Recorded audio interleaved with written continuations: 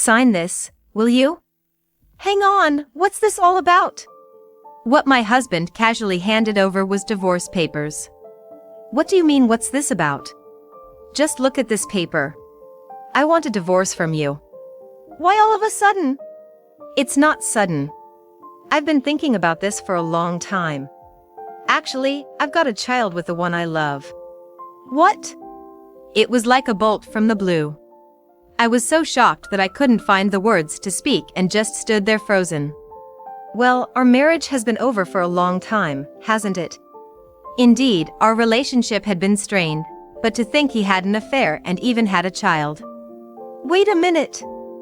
I just gave birth to our daughter and just got discharged from the hospital. That day, I had just been discharged from the hospital after giving birth.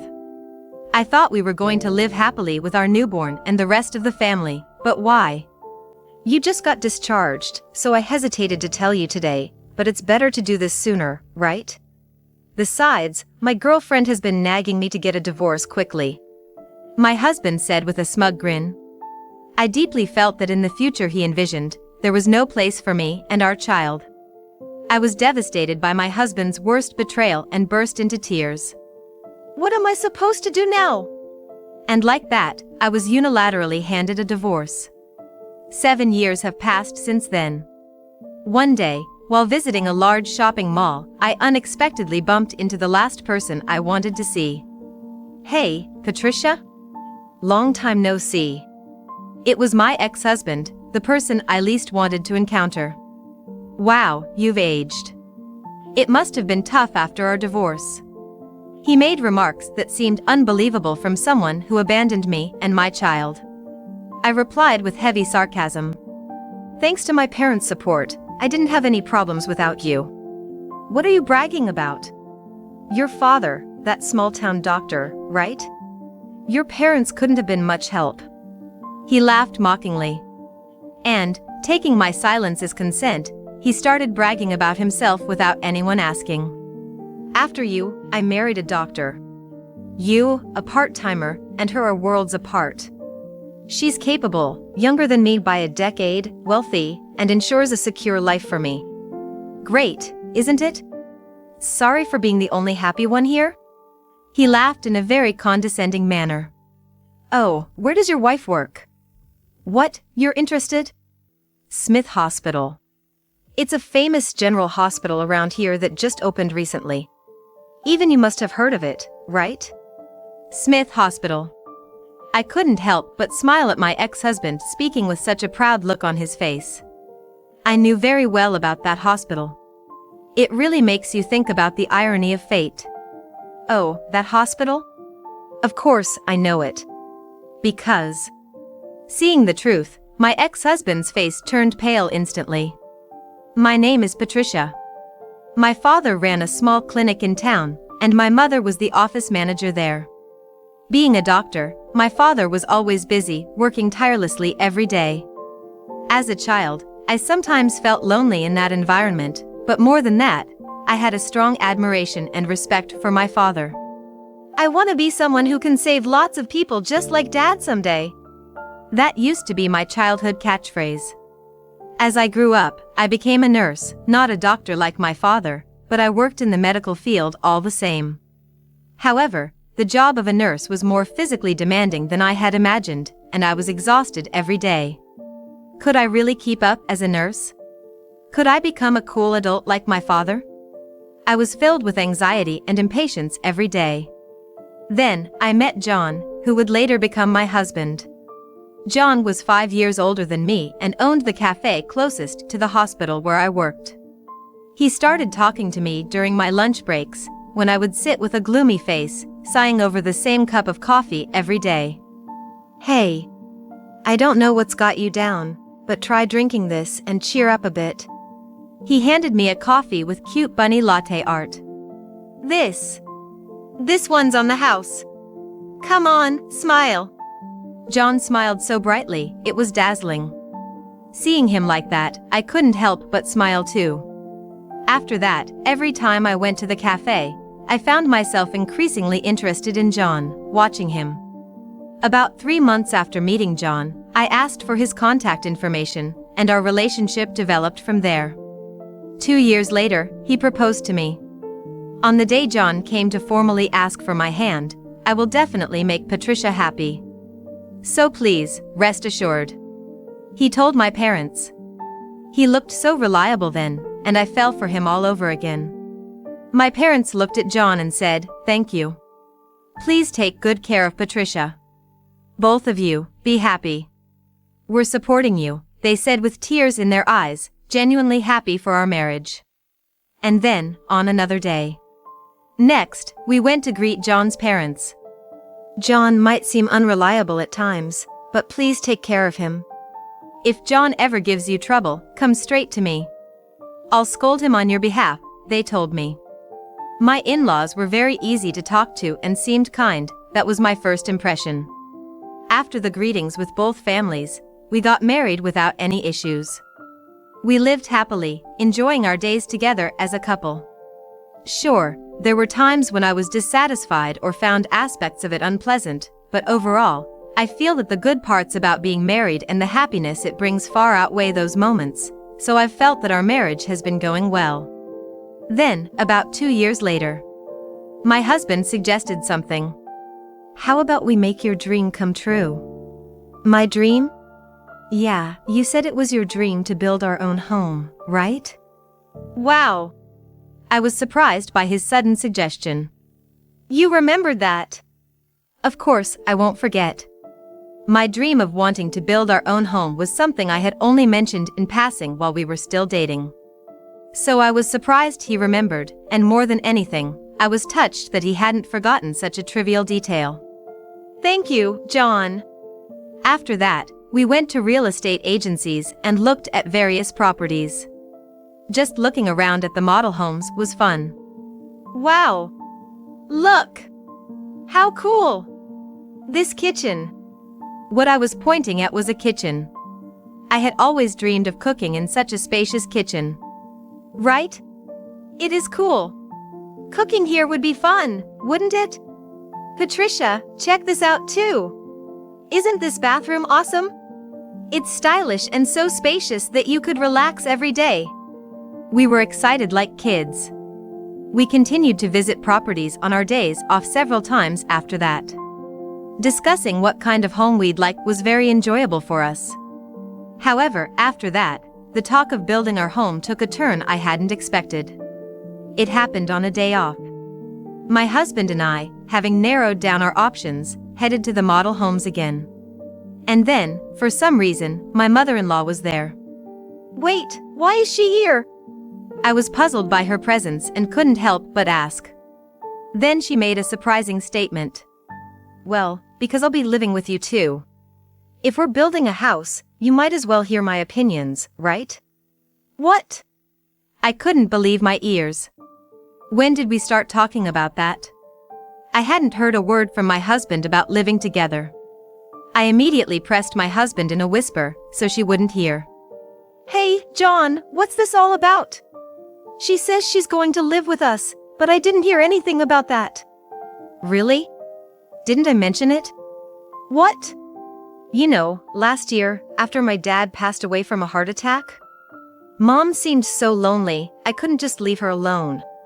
Indeed, my father-in-law had passed away from a heart attack last year. It was all so sudden. My in-laws were really close, always holding hands and going out together on weekends, and I found it heartwarming to see them like that. After the sudden death of him, she was deeply grieving, and both my husband and I were worried about her, but I had no idea he was thinking of living together. I get that we can't just leave her alone, but I had a bad image of living together and was anxious about whether we could get along. But I couldn't just ignore her. What should we do? As I remained silent, pondering, my husband seemed to regret not discussing it with me and muttered, "I'm sorry. But, as you see, Mom's happy about living together, so forgive me," he said, looking towards my mother-in-law. She was touring the model home, eyes sparkling as she admired the stylish kitchen and bathroom, saying, "How lovely." It had been a long time since I'd seen her so happy. I found myself naturally smiling. Our relationship with her was good, and I thought, well, if it cheers her up a bit, it's okay. Thus, the home consultation progressed, and after a while, our dream single-family home was completed. In the beginning, she would often stay in her room or tear up looking at pictures of her husband, but life in the new home seemed comfortable, and gradually, she began spending more time in the living room. At first, I was overly cautious around her, but familiarity is a powerful thing. Within 6 months, we had found a comfortable distance, and I believe both she and I were living comfortably. However, the atmosphere started to get a bit strange due to my husband's unnecessary comment. "I think it's about time we had a kid." This came out of nowhere while my husband, my mother-in-law, and I were having a meal together. Both she and I were shocked, exchanging surprised glances. However, I nudged my husband's foot lightly, telling him, "You don't need to say that now," to caution him to stop. But my oblivious husband didn't seem to catch on to my discomfort. "Come on, it's true, right? We've been married for 2 years now. Mom, you want to see your grandchild too, right?" he said, making a silly face at her. "Yeah, of course," she replied, glancing at me, seeming a bit hesitant. I too wanted children, but there was no need to discuss it in front of her. Indeed, children are a blessing. It's not like you can have them whenever you want. Well, I want them too, but they're a blessing, you know? We can't be sure it'll go smoothly, I said calmly. But my husband, lacking any delicacy, went on, "Come on. It'll happen naturally. Anyway, we will start trying for a baby tomorrow." I sighed heavily in my mind. Then, it happened on a few days after my husband's tactless comment. My mother-in-law went full-on baby mode, constantly asking about kids. "How's it going? Feeling any nausea, or today's dinner is fish? It's supposed to boost vitality. I splurged on it, so you two better eat up and work hard tonight," and so on. It turned out that not only my husband, but also my mother-in-law lacked delicacy. This led to an increase in comments and actions from her pushing for pregnancy. However, getting pregnant is difficult, and it's common not to conceive when you're actively trying. Months went by without any sign of pregnancy. And after another year, our relationship began to strain. "Why aren't you getting pregnant? Is something wrong with you? Don't just decide it's my fault. It could be you." Our arguments escalated, becoming more frequent. Even my mother-in-law was adding fuel to the fire by agreeing with my husband, saying, "Patricia, it must be because you're always cold. You should warm up your body more." It was too much for me to handle. Realizing this couldn't go on, I thought hard and said to my husband with a serious look, "Hey, you know how trying for a baby has been stressful for both of us lately? So, what about we try fertility treatments? Let's get tested." I was worried he would be against it, but he seemed to have his own thoughts on the matter. After thinking for a while, he nodded and said, "Yeah. Let's give it a shot." The following week, we went to a clinic for tests. A few days later, we got the results, and to our surprise, there was nothing wrong with either of us. The doctor suggested we start by tracking ovulation days and timing our efforts accordingly. Getting the results and knowing that I wasn't the cause relieved me, and I was glad we went for the testing that stopped her and husband from blaming me incessantly. Plus, maybe because the stress diminished after getting the results, it felt like a miracle when, 2 months later, my period was late and I found out I was pregnant. She, upon hearing about my pregnancy, was truly happy and said, "Leave the household chores to me. Just relax and focus on giving birth to a healthy baby." And she became more helpful than ever, returning to her kind self. But it wasn't just my mother-in-law who changed. My husband's attitude started to shift too. And it was not for the better. At first, he was happy about the pregnancy, but gradually he began to treat me coldly. "Damn, we have the mortgage to pay, and now we're screwed without your salary," he would complain about not having enough money. I, a nurse, had been earning a decent salary, but entering maternity leave reduced our income. I thought maybe I should have taken maternity leave later, but my mother-in-law had advised, "Since you have a physically demanding job, it's better to take leave early to avoid any risk to your health.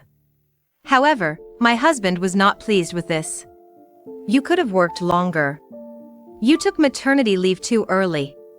What could I do? Your mother was worried too. Besides, if we don't live lavishly, your salary should be enough. We shouldn't struggle with money that much. Women have it good. Once they're pregnant, they can dump all the work on the man, he grumbled and stormed back to his room, still in a bad mood. And when my morning sickness started, seeing me rush to the bathroom with a "I feel sick" elicited, again? What a hassle. It even makes me feel sick, from him. It seemed like for my husband, the goal was just to get pregnant, nothing more, nothing less. He appeared utterly disinterested in anything beyond that. Faced with my husband's attitude, I felt immense stress and found myself crying almost every day when he was at work. Seeing me like this, my mother-in-law gently suggested, "Why don't you go back to your parents' house until you're more stable? Sometimes, a little distance can help." She shared that during her pregnancy with John, hormonal changes led to frequent arguments with her husband, and staying at her parents' home for a while helped her find peace and prepare for childbirth. Hearing such an episode from my loving in-laws made me think perhaps a little distance was necessary right now. By the time I was 4 months pregnant, with her encouragement, I decided to return to my parents' home. The distance from my husband and the active support from my parents finally allowed me to enjoy a calm maternity life. Just being back home, knowing my father, a doctor, was there brought me immense relief. However, taking advantage of my absence, my husband seemed to have started living a carefree life. He began staying out late under the guise of overtime, and sometimes he didn't come home at all, as my mother-in-law informed me over the phone. How could he do such a thing when his child was on the way? Since I moved back to my parents' house, my husband hasn't shown his face once. Moreover, apart from necessary matters, he hasn't contacted me at all. It's only natural to feel angry at my husband for such behavior. The small rift that had formed between us before I moved back home was widening by the day. As my due date approached, I had to confirm with my husband whether he would be present at the birth. But he just dismissed the idea of being present at the birth, saying, "What? No way I can stand there. I can't handle blood." I was beyond angry at his response, I was more dumbfounded. When the labor pains started, my parents took me to the hospital, where I safely gave birth to a beautiful baby girl.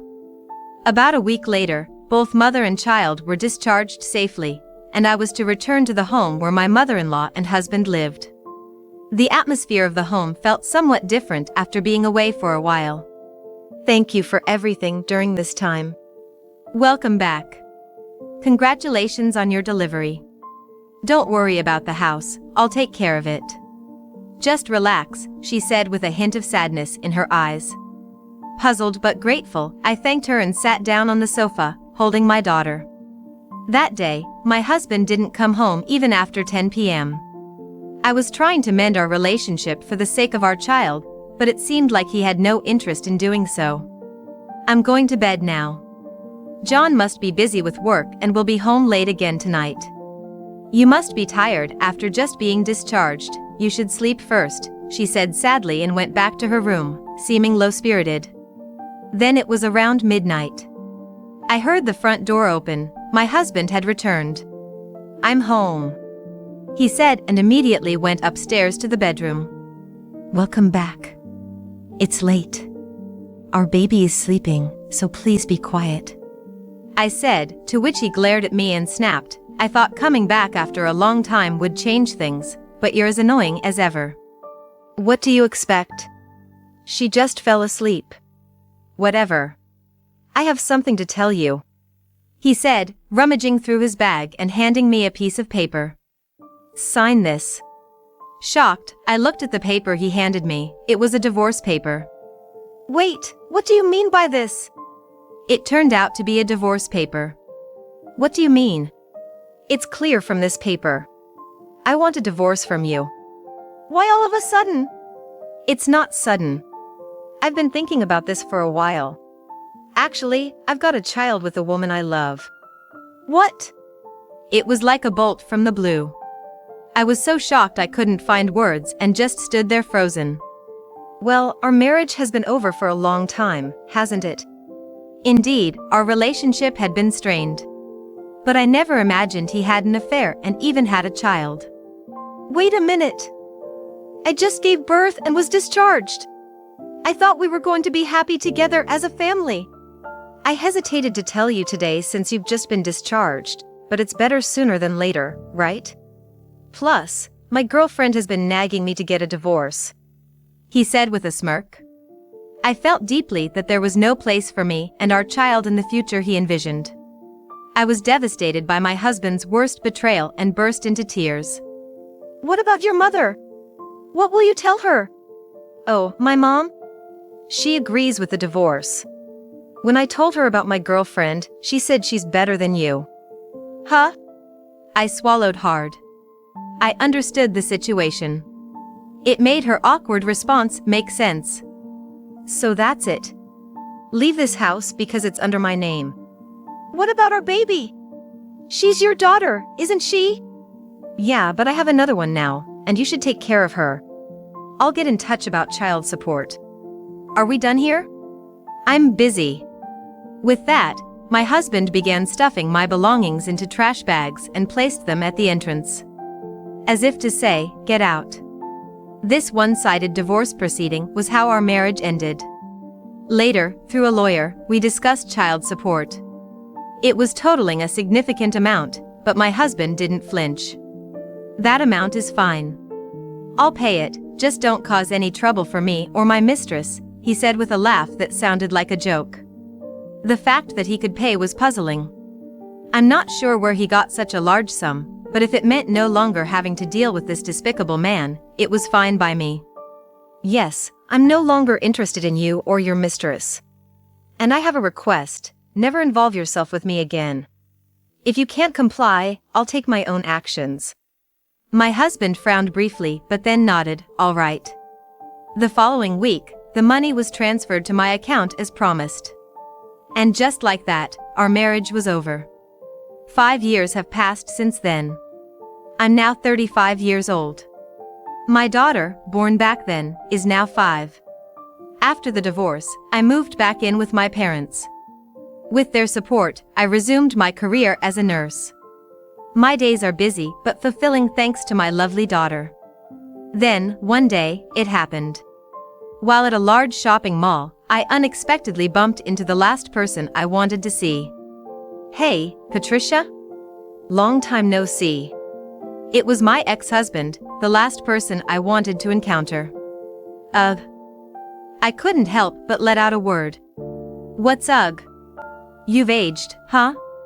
By the way, how have you been since we divorced? It must be tough, he said, as if it was someone else's problem. He spoke as if he wasn't the one who abandoned me and our daughter. You were the one who left me and our child.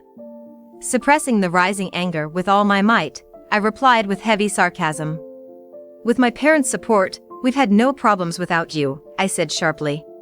What are you so proud of? Your father, that small-town doctor, right? And your mom, was she the office manager? They couldn't have been of much help. Honestly, you must have struggled without any real support. He laughed mockingly. Anger surged through me, my fists trembling. With the urge to punch him. I knew it wouldn't change the past. As these unpleasant memories came flooding back, I fell silent. Taking advantage of my silence, he proudly began to talk about himself again. After you, I married a doctor. Impressive, right? Her father owns a real estate business, and they're quite wealthy. His remarks clarified why he was able to pay a large sum at the time of our divorce. It must have been that the father of his mistress covered it, upon discovering the affair. I see. That worked out well for you, didn't it? That's why I was able to pay immediately. The moment my mother found out my mistress was wealthy, she immediately agreed to my remarriage. He explained. I had wondered why even my mother-in-law forgave his affair, but it seems she too was blinded by money. Well, you're just a part-timer with a child, aren't you? My wife, a doctor, is leagues apart from you. She's capable, 10 years younger than me, wealthy, and we're set for life. Pretty great, right? Sorry for being the only one happy here, he said with a condescending laugh. Oh? Where does your wife work? What, you're interested? Smith Hospital. It's a well-known general hospital that opened recently around here. You are a nurse too, so you must have heard of it? Smith Hospital. A smirk inadvertently escaped me. I know the hospital all too well. Oh, Smith Hospital. Your wife is working at my father's hospital. Huh? I thought your dad was just a small-town doctor. A few years ago, with some support from acquaintances, he opened it. Remember my maiden name? Smith. Wait. Your father is the director? Yes, that's right. No way. I didn't know my wife had transferred there. I had no idea such a large hospital's director was your father. But there was one thing that bothered me. You said your wife recently transferred to Smith Hospital? Yeah. I was just wondering, your wife's name wouldn't happen to be Elizabeth Jones, would it? How do you know my wife's name? Just as I suspected.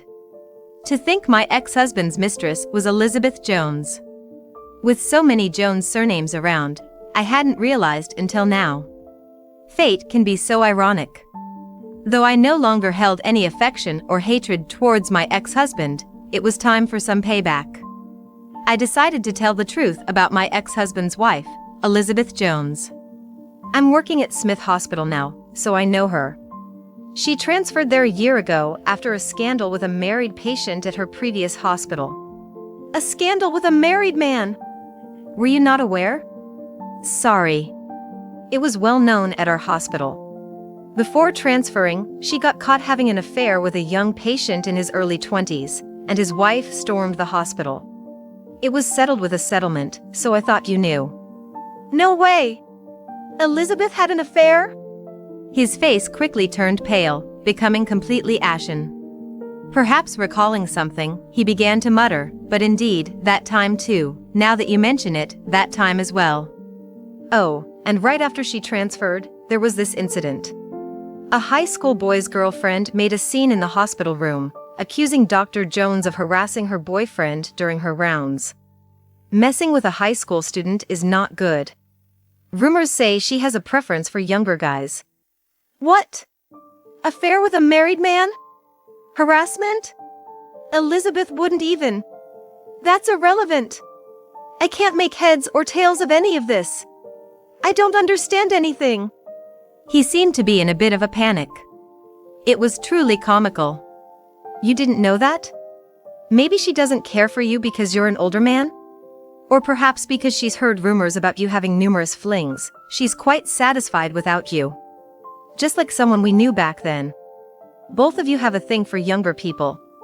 You're really suited for each other. I said, and I couldn't help but laugh, holding my stomach.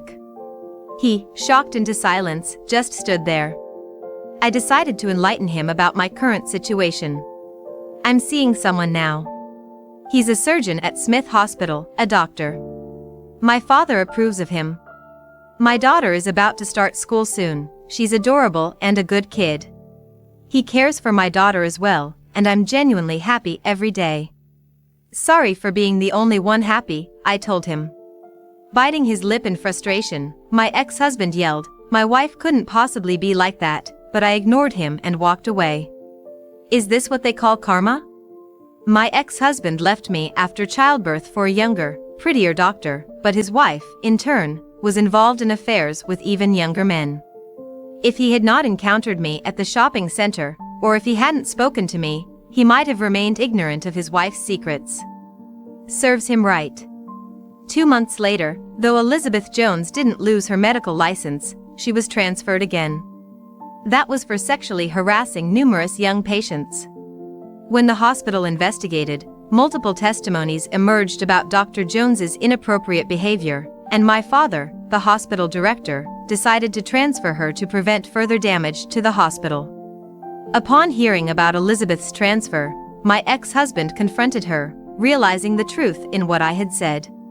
This confrontation led to a massive argument between them, resulting in their divorce. Elizabeth took custody of their child, and my ex-husband moved back in with his mother. As for me, surrounded by a loving partner, a delightful child, and supportive parents, I live happily every day. What you do comes back to you. I plan to continue living honestly and uprightly. I am Rebecca. I am 28 years old and work in the sales department of a system-related company. My company has a lot of business trips and I work overtime every day. The work itself is harsh, but what's worse is that most of the employees, including the president, have a sloppy attitude towards work. Especially, Mr. Morris, the manager who is my boss, was too bad. He would dump his work on his subordinates and not go to sales, and spend the whole day browsing the internet at his desk. In such an environment, I tried to achieve results with a serious attitude. However, for some reason, Mr. Morris didn't seem to like me. Finally, he caused a big incident that involved the company beyond my imagination. I hate to say it myself, but I was one of the few employees who worked hard since I joined the company. People who worked diligently quit one after another because they couldn't stand the terrible working conditions. As a result, the company's performance gradually declined. But the president didn't try to change the situation and didn't seem to have a sense of crisis. The word of job change was always on my mind, but I couldn't take the first step. I desperately worked on system development and ran around for sales every day because I joined the company with great expectations. And as I was working quietly by myself as usual, Mr. Morris called my name. Whenever Mr. Morris called me, nothing good ever happened. Because he was the most troublesome person in this department. He would steal the credit from his subordinates or blame them for his mistakes. It was a daily occurrence. I went to Mr. Morris's desk cautiously when he called my name. He told me to go on a business trip as his proxy from tomorrow. Apparently, he had received a request for system improvement from a client he was in charge of. But I had a lot of work to finish by the end of this week. I told him that, but he said it wouldn't be a problem if I finished all my work by today. There was a lot of work and I didn't know if I could finish it by today. When I hesitated, Mr. Morris told me not to disobey my boss's orders and used his position to pressure me. He also said that he had already contacted the other party and told them that I would be coming as his proxy. So I had no choice but to go on a business trip as Mr. Morris's proxy. I couldn't afford to inconvenience the other party, so I reluctantly agreed. Then he smiled triumphantly and told me to listen to him obediently from the beginning. That day, I worked until late at night and somehow finished my work and headed to the destination the next day. The person in charge of the client company was a very successful salesman who had a good reputation. As soon as I reviewed the system and made changes to make it easier to use, he was very satisfied and praised me for my excellent work. I've asked your company to review the system before, but I've never seen anyone as talented as you. Rebecca! He complimented me so much that I was happy. I was hardly ever appreciated for my work in the company, so I was so happy that I teared up. The client manager who saw me introduced me to someone. She was someone who might have a big impact on my future life. She told me to think about it and gave me her contact information. And 3 days later, when I returned from the business trip, exhausted and worn out, I saw a shocking sight.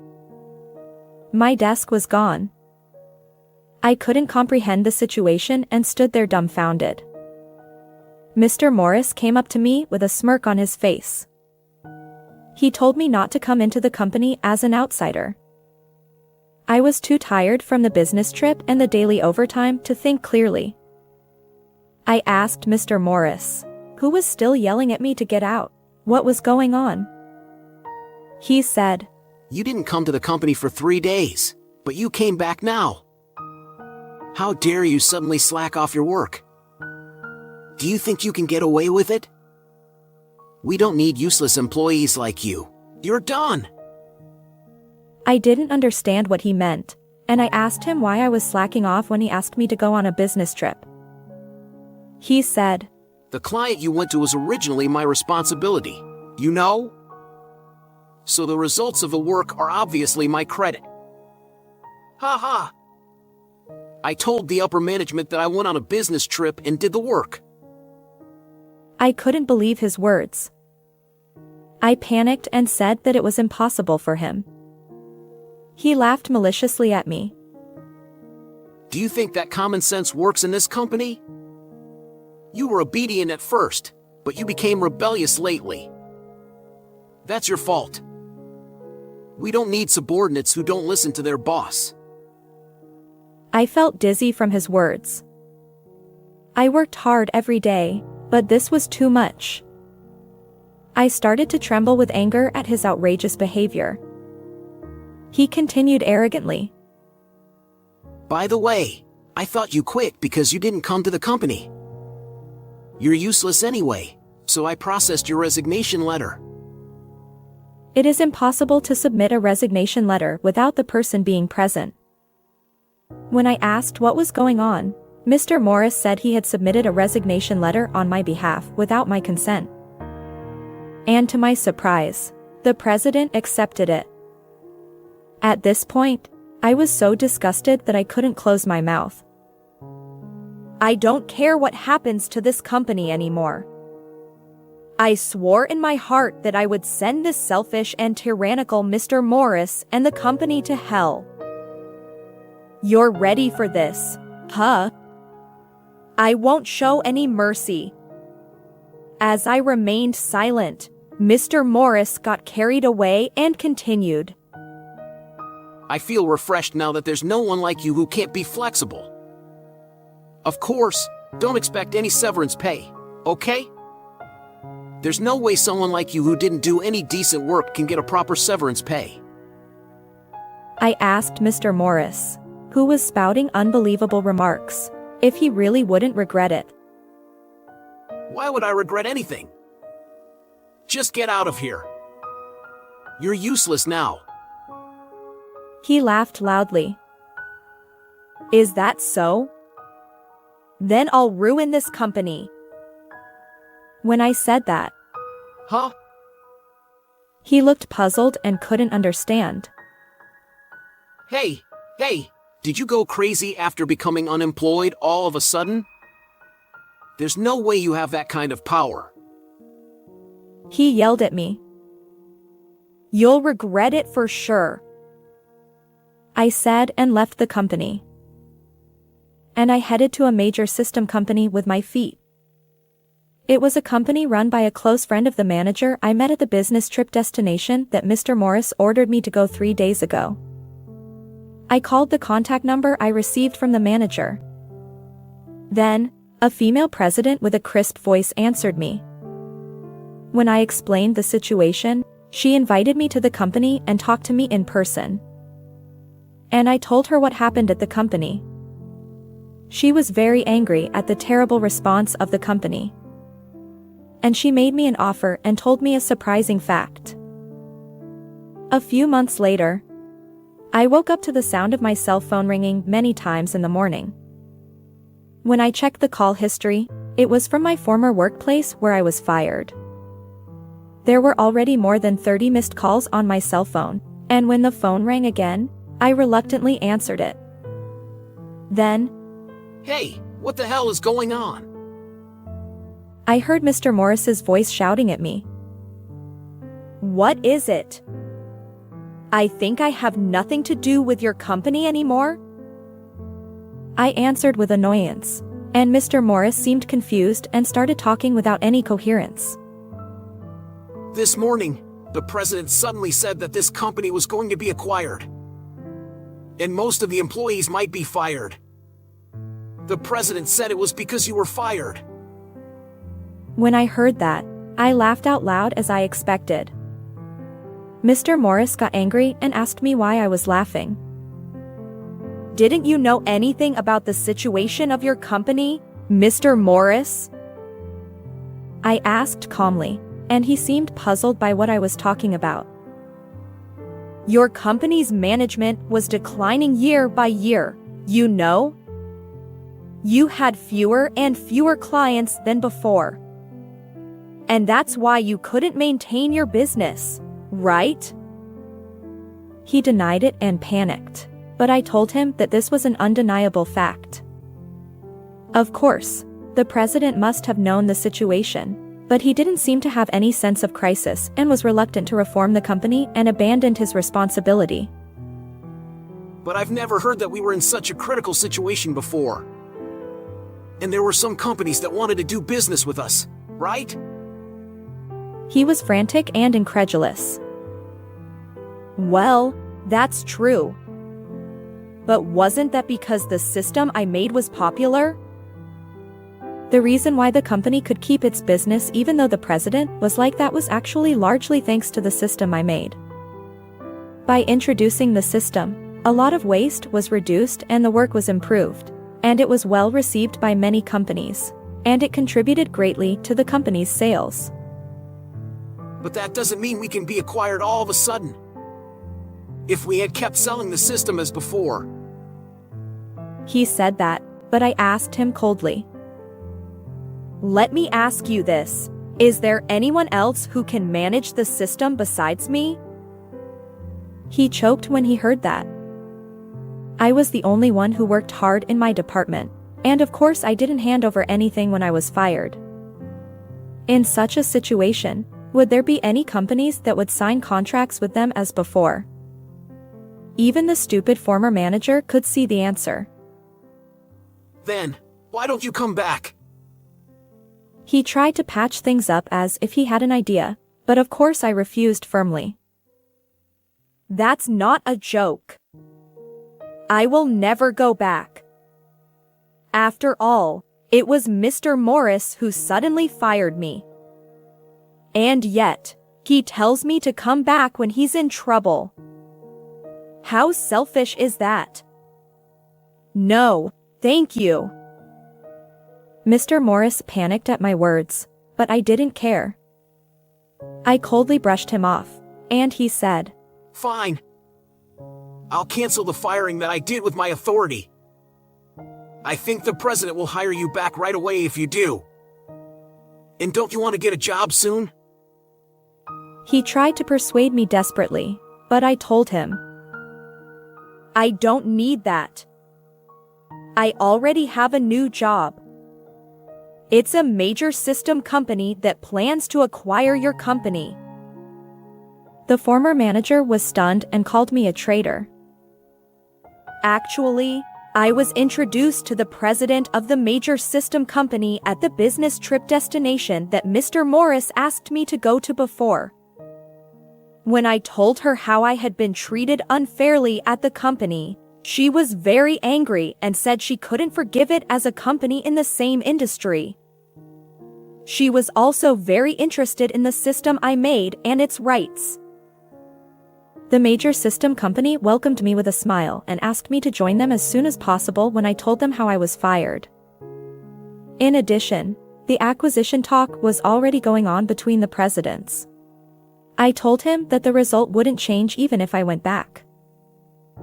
Then Mr. Morris started to flatter me. Then, you can contact the female president, right? Then, can you please do something to get me hired too? They must want someone as talented as me, right? I don't want to be unemployed after I've been promoted so smoothly. I laughed at Mr. Morris's words. Mr. Morris has talent? That's a joke, right? I've never heard of that. You spent the whole day without going to sales or developing systems, just browsing the internet. You have too high self-esteem, don't you? Mr. Morris was silent on the other end of the phone, maybe because my words were too harsh. Besides, the president is a very strict person, you know? She's a person who evaluates people by their abilities, and she doesn't seem to have any intention of hiring employees who don't have any past achievements. Mr. Morris was desperate and said, No way! And Mr. Morris is the one who framed me, right? Why do I have to help someone like that? I'm sorry, but I'm not that kind either. I said that firmly, and Mr. Morris changed his attitude. I'm sorry. Isn't this enough? Please ask the president to hire me. He begged me, but I didn't accept it at all. I don't need your apology now. And if you want to work for our company so badly, why don't you take the entrance exam? Well, I think people who have been slacking off will fail. It's time to pay the price for looking down on your work. Give up and accept it.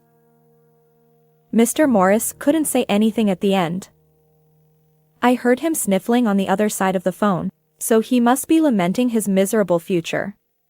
I was able to tell him everything I wanted to say, and I hung up the phone feeling refreshed. After that, my former workplace was acquired by a major system company as planned. Most of the employees who didn't do any work were fired. A handful of employees who worked hard and achieved results like me were rehired. Mr. Morris also tried to stick around, but of course he had no achievements or results and was fired as well. He lost his job suddenly and panicked to find a new one, but he lacked the experience and knowledge to get a job in the same system industry. He ended up having to live on day labor jobs. The former president also intended to escape alone after being acquired, but he couldn't repay his debts that had piled up from repeated business failures, and he was chased by debt collectors. On the other hand, I got along with my new workplace and was able to work in a much better environment than before. If Mr. Morris hadn't forced me to go on a business trip at that time, I wouldn't have met this wonderful connection, so I'm grateful to him for that. I want to keep working hard and contribute to the new company. How did you like this story? Please also subscribe to our channel. See you in the next video.